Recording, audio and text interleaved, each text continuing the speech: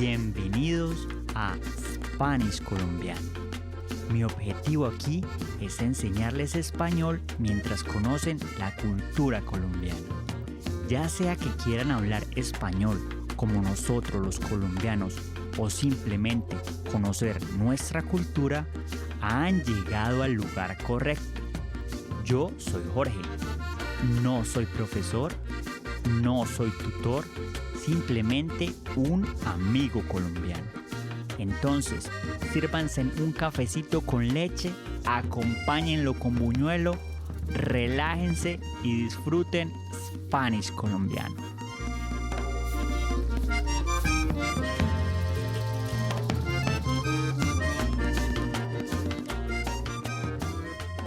Hola muchachos, ¿cómo están?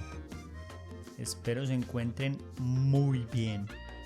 Yo me encuentro excelente. Hoy le quiero contar un par de cositas. Hoy les quiero hablar de cómo era mi fin de semana cuando yo vivía en la finca. Les voy a contar lo que yo hacía y al final también les voy a contar por qué creo que ustedes no deberían irse a vivir a una finca. Antes de empezar, quiero recordarles que pueden tener una clase gratis de español conmigo. Simplemente deben ir a la descripción donde encontrarán un enlace para inscribirse. También recuerden que este episodio tiene transcripciones, las cuales también pueden encontrar en la descripción. Bueno, les quiero contar un poquito de cómo era mi fin de semana cuando yo vivía en una finca. Quiero recordarles que yo crecí en una finca desde que yo era pequeño hasta que cumplí los 23 años y me fui a vivir a Bogotá. En esta finca nosotros teníamos caballos, vacas, marranos o cerdos y también teníamos gallinas y perros.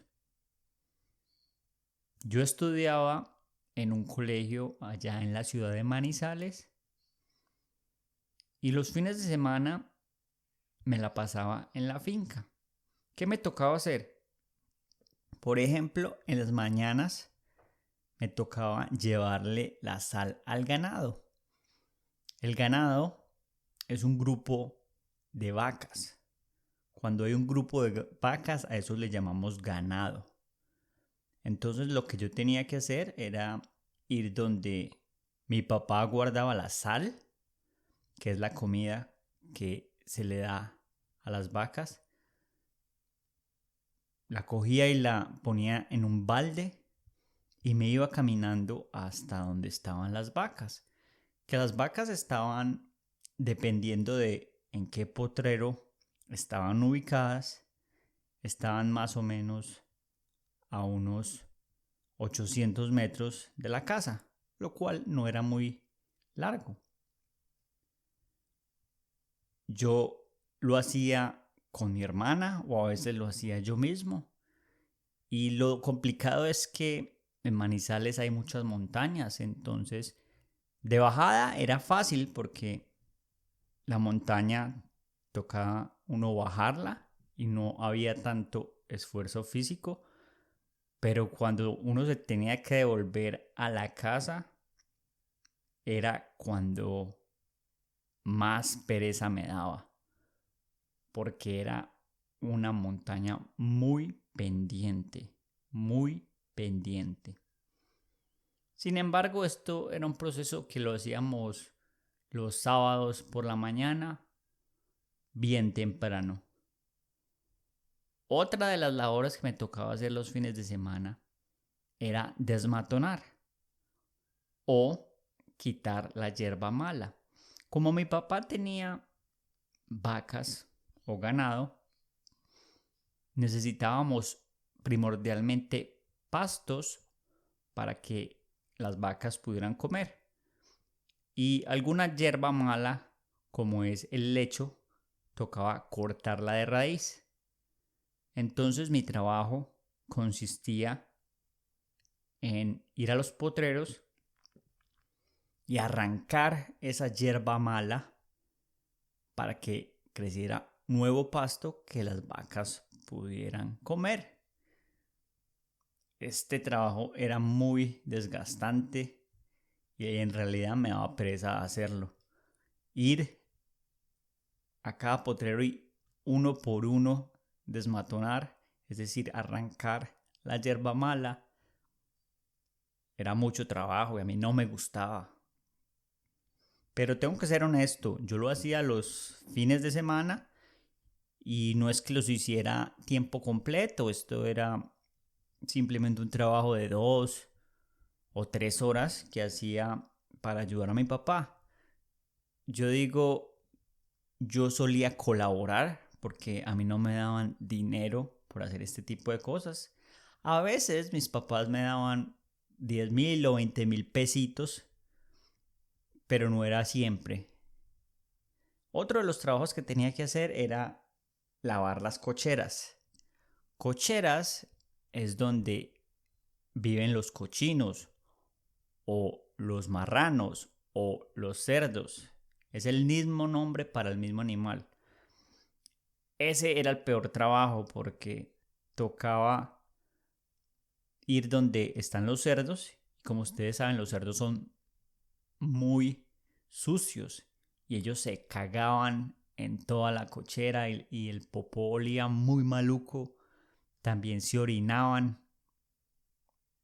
Era horrible. Entonces lo que me tocaba hacer era ir adentro de las cocheras, sacar el popó primero con una pala y después con una manguera con agua lavar todas las cocheras con un cepillo para que quedaran limpias. Ustedes se preguntarán, ¿y qué hacían con los cerdos? Los cerdos nosotros los vendíamos para comida, para hacer salchichón. Esta labor me tomaba más o menos 1 hora, pero era muy maluco. A mí nunca me gustó. La otra labor que me tocaba hacer era ir por los caballos. Nosotros teníamos una finca cerca de la ciudad y había otra finca que mi papá tenía alquilada en otra parte. Esta finca era más lejos, era aproximadamente, le diría yo, a unas 2 horas de la finca principal de donde yo vivía. Entonces mi papá guardaba los caballos allá porque pagaba más barato y había más pasto para los caballos. Pero los fines de semana él traía los caballos a la finca principal porque el negocio era alquilar los caballos para que la gente los montara. Entonces, ¿cuál era mi trabajo? Irme a esa otra finca y coger esos caballos y traerlos a la finca principal. Este trabajo era un poco más excitante. Les voy a contar cómo era. Primero que todo, no podíamos llevar sillas o aperos, que es lo que uno le pone a los caballos encima, porque eran muy pesadas y nosotros teníamos que caminar por las montañas. Simplemente llevábamos las riendas y los cabezales de los caballos, que es lo que se le coloca en la cabeza a los caballos y con lo que se maneja, las riendas. Simplemente llevábamos eso y nos dejaban en un lugar cercano a la finca donde teníamos que caminar aproximadamente media hora. Yo iba con otros trabajadores de la casa que mi papá les pagaba. Entonces éramos 3 los cuales íbamos a coger 5 caballos. Nos montábamos en 3 caballos y los otros 2 los traíamos de cabezal.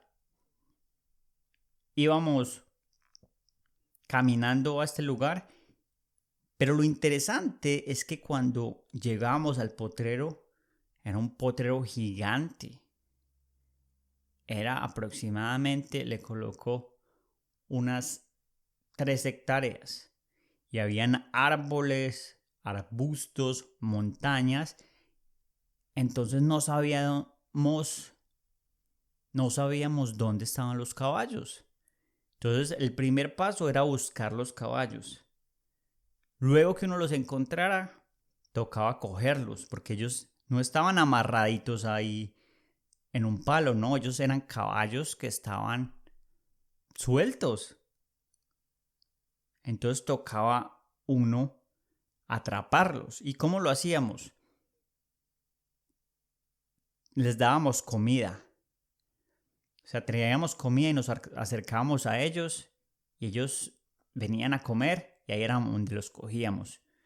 Esa era una estrategia. La otra estrategia era con lazos. Uno se acercaba despacio donde estuviera el caballo y le tiraba a uno el lazo y los enlazaba.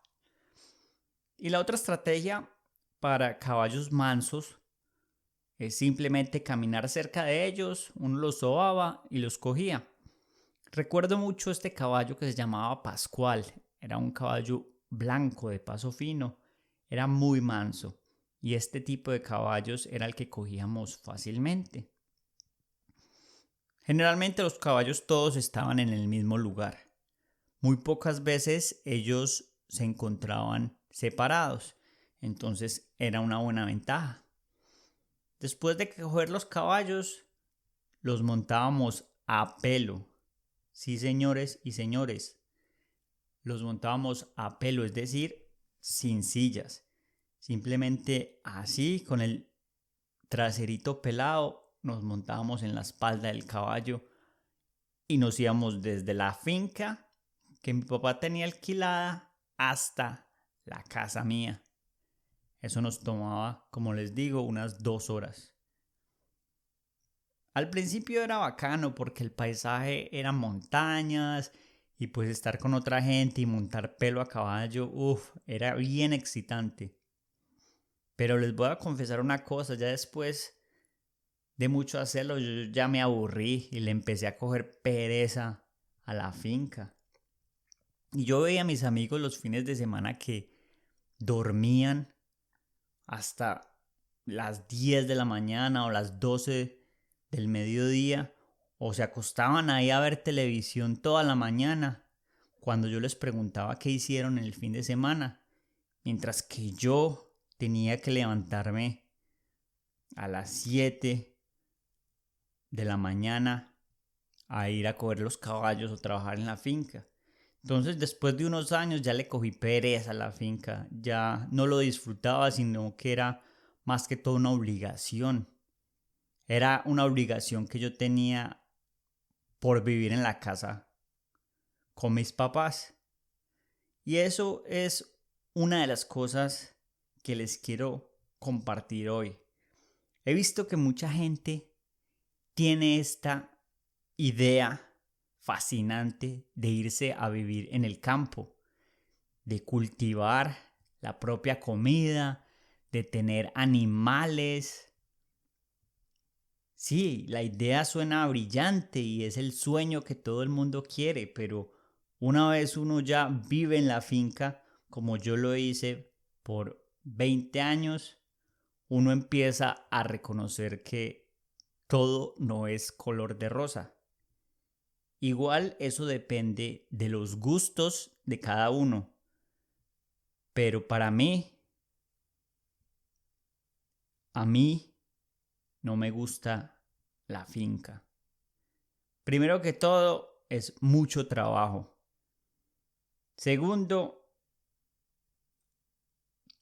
todo se ensucia más rápido. Si usted tiene una casa, se ensucia más rápido porque está más abierto, entonces hay más viento, hay más mugre. También otra de las razones es que es peligroso. Muchas veces las fincas están alejadas de la civilización y hay más posibilidades para que los ladrones se entren y se roben las cosas. No es como vivir en un apartamento donde hay vigilancia o hay ascensores y seguridad. Es más diferente. Otra de las razones por las cuales creo que no me gusta vivir en una finca es porque pueden haber más desastres naturales, pueden haber derrumbes o que le caiga a uno un árbol en la cabeza. Yo no sé, muchachos, pero yo después de vivir 20 años, yo me di cuenta que a mí no me gusta el campo. Y lo de cosechar la propia comida, eso suena muy bonito, pero mi papá también tuvo cultivos de tomate, de papa, de cebolla. Y eso es complicado porque lo que la gente no piensa es en las pestes, en el clima. Hay climas que dañan una cosecha totalmente y uno pierde toda la plata. O hay pestes o animales que simplemente se comen la cosecha. Es complicado, la vida del granjero es complicado. Y yo me he dado cuenta que hoy en día ponen el vivir en el campo o el tener un jardín o animales como algo que es sostenible, pero puede ser complicado. Como les digo, esta es mi opinión. Estoy feliz porque ya me doy cuenta que es algo que no me gusta. Sin embargo, yo les quería contar esta pequeña historia para que ustedes también lo piensen dos veces antes de tener este deseo de vender todo y comprarse una finca. Entonces espero que hayan aprendido algo de español con esta historia y obviamente que los haya puesto a pensar acerca de vivir en una finca. Eso fue todo por el día de hoy. Los quiero mucho y nos vemos en el próximo episodio. ¡Chao! Gracias por escuchar este episodio de Spanish Colombiano.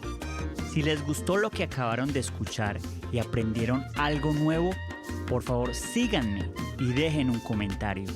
Esto me ayudará a continuar trayéndoles más contenido y ayudará a otras personas a encontrar este material de aprendizaje. En la descripción de este episodio podrán encontrar los enlaces a mi canal de YouTube y a mi Instagram, donde tendré contenido adicional en español. Sigan practicando y recuerden, persistir, insistir, nunca desistir. Nos vemos, chao.